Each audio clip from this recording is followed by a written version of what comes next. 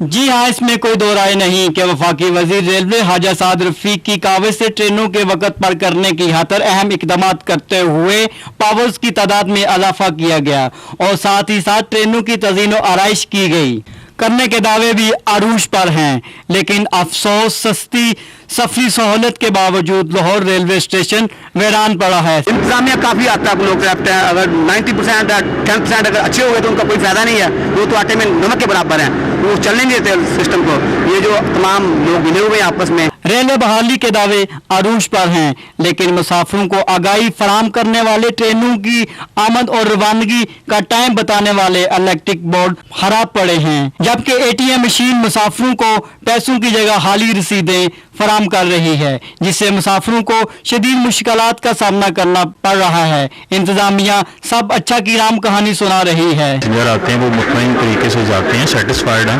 Otherwise तो properly 24 घंटे service फराहम करते हैं और बहुत अच्छी से। वफाकी वजीर रेलवे को चाहिए कि जिस तरह ट्रेनों की तादाद में इजाफा किया गया है, इसी तरह आवाम को ट्रेनों पर सफर करने पर आमादा करने की खातिर आगाही मुहिम का फिलफौर आगाज किया जाए, ताकि गुज़िश्ता अदवार की तरह आवाम दोबारा ट्रेनों पर सफर करना शुरू कर दे। कैमरामैन इमरान मुगल के साथ कमर अब्बास नकवी, पाक न्यूज़ लाहौर।